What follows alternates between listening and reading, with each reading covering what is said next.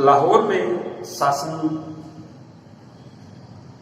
शुरू करने के साथ ही जैसा कि हमने बात की, कुतुबुद्दीन ऐबक के सामने कई चुनौतियां, इनमें से ऐबक के कुतुबुद्दीन ऐबक के जो प्रमुख प्रतिद्वंदी थे उनमें गजनी का शासक यल्दौज, सिंध का शासक कुबाचा,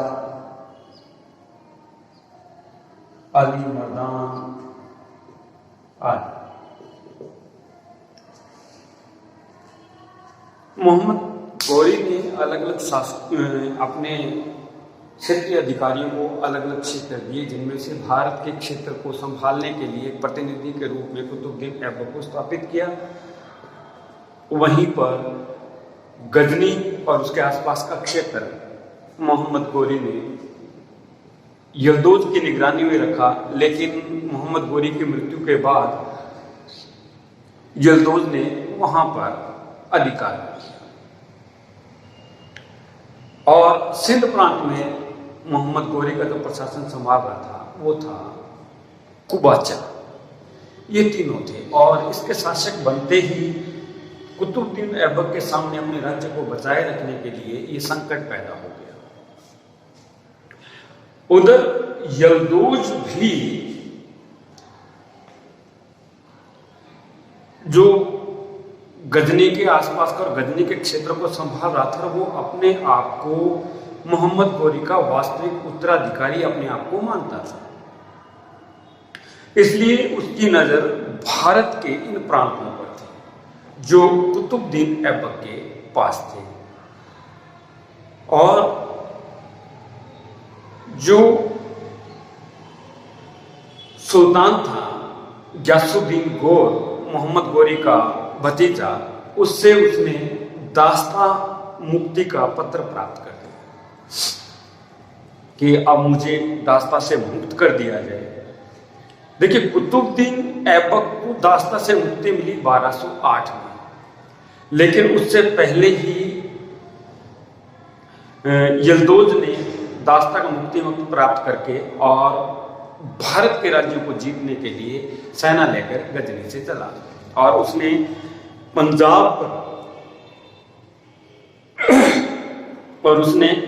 पर आक्रमण किया।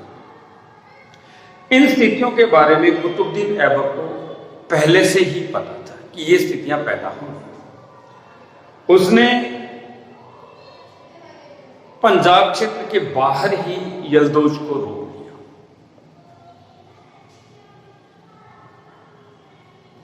उसे हराया ही नहीं बल्कि उसको वहां से खदेड़ दिया और गजनी से भी भगा दिया। और कुतुबुद्दीन ऐबक ने गजनी पर अधिकार कर लिया, लेकिन कुतुबुद्दीन ऐबक गजनी पर ज्यादा समय तक अपना नियंत्रण रख नहीं पाया। रीजन बीइंग कि वहां के जो स्थानीय सरदार थे वो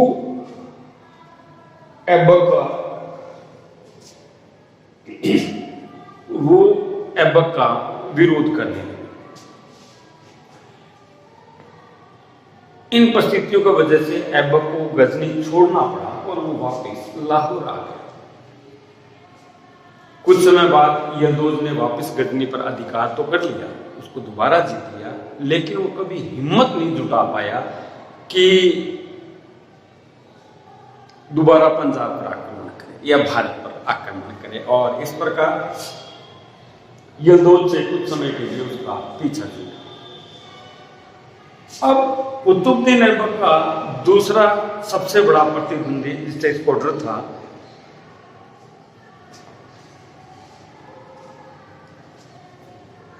कुबाचा।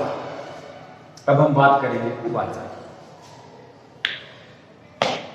कुबाचा सिंध प्रांत को संभाल रहा था और इससे लड़ने की बजाय कुतुबुद्दीन ऐबक ने कूटनीतिक चाल चली।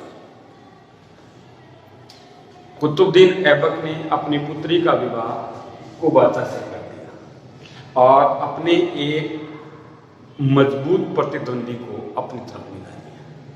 और कुबाचा ने भी विवाह के बाद इन संबंधों के स्थापित होने पर उसने इसके साथ शत्रुता समाप्त कर दी और कुतुबुद्दीन ऐबक की उसने अधीनता स्वीकार कर दी। इस प्रकार कुतुबुद्दीन ऐबक ने अपने दो प्रतिद्वंदियों को तो शांत कर दिया। अब हम बात करेंगे तीसरे जो इसका प्रतिद्वंदी था अली मर्दा। अब हम उसकी बात करें। कुतुबुद्दीन ऐबक का एक और जो संरक्षक था, उसने बंगाल पर अधिकार कर रखा था, अली मर्दान। अली मर्दान ने एक और उत्तराधिकारी के रूप में सामने निकल कर आया, अली मर्दान। अली मर्दान उस वक्त बंगाल के क्षेत्र को संभाल रहा था और अली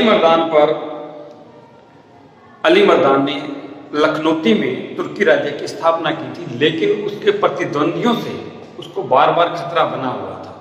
तो कुतुबुद्दीन ऐबक ने इस मौके का फायदा उठाते हुए अली मर्दान को सैनिक सहायता भेजी और उसके राज्य को स्थापित किया। और स्थापित करके उसने बड़ी पॉलिटिकल चाल खेली कि अपने बंगाल के एरिए से अपने राज्य को बचाए रखने के लिए अली मर्दान की सहायता करके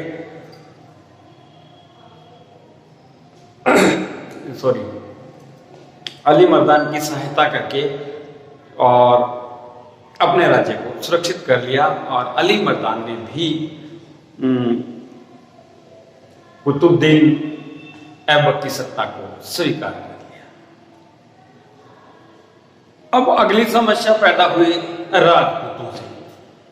इसके सामने राजस्थान के जो राजपूताना के शासक थे वो भी अपने आप को स्वतंत्र घोषित कर रहे थे और उस वक्त राजस्थान का सबसे बड़ा जो शासक माना जाता था पृथ्वीराज चौहान, जिसको 1192 ईस्वी में तराइन के द्वितीय युद्ध में मोहम्मद गोरी ने हटाकर और उसके पुत्र जिसका नाम गोविंदराज था उसको अजमेर में स्थापित किया। लेकिन गोविंदराज ने मोहम्मद गोरी की अधीनता स्वीकार की थी, इसलिए पृथ्वीराज चौहान के भाई हरराज को ये बात थोड़ी पसंद नहीं आई और उसने इस मुस्लिम सत्ता को हटाने के लिए और दिल्ली पर से इनको हटाने के लिए, क्योंकि दिल्ली तक अजमेर के चौहान वंश का राज था,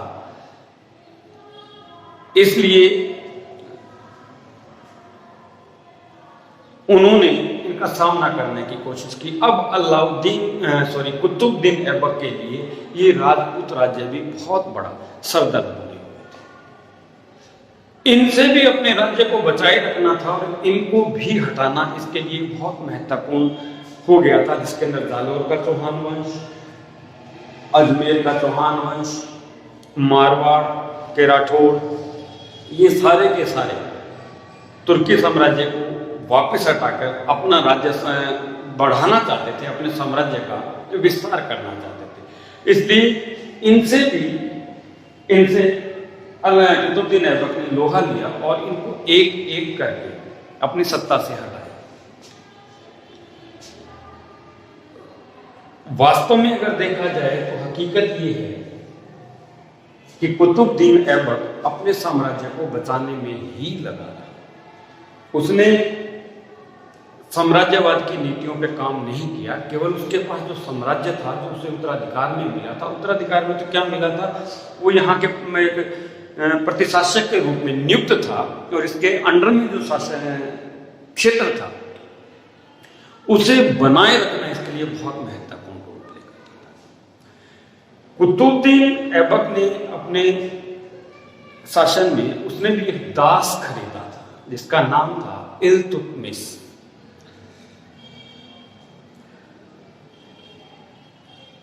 वो भी अपने आप में बहुत ज्यादा हाईली क्वालिफाइड आदमी था और अपनी काबिलियत से गवर्नर या सूबेदार की पोस्ट पर पहुंचा था।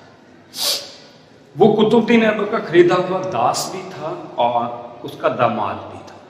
और कुतुबुद्दीन ऐबक का जो पुत्र आराम शाह था, जो बहुत ही नालायक, निकम्मा और निकृष्ट इंसान था, उसके बजाय कुतुबुद्दीन ऐबक ने अपना उत्तराधिकारी अपने दामाद और अपने दास इल्तुतमिश को घोषित किया। इल्तुतमिश 1206 में ही दास्तां से मुक्त हो गया था और उस वक्त वो बदायूं का उसको सूबेदार अपॉइंट किया। 1210 के अंदर ऐबक, कुतुबुद्दीन ऐबक चौगान खेलते हुए अचानक घोड़े से गिरकर घायल हो गया। चौगान यानी कि अगर हम वर्तमान भाषा में बात करें तो पोलो खेलते हुए वो घोड़े से गिरकर घायल हो गया और 1210 में वो चल बसा। और कुतुबुद्दीन ऐबक की मृत्यु के बाद उसके शासन पर कुछ समय के लिए उसका पुत्र आराम शाह गद्दी पर बैठा।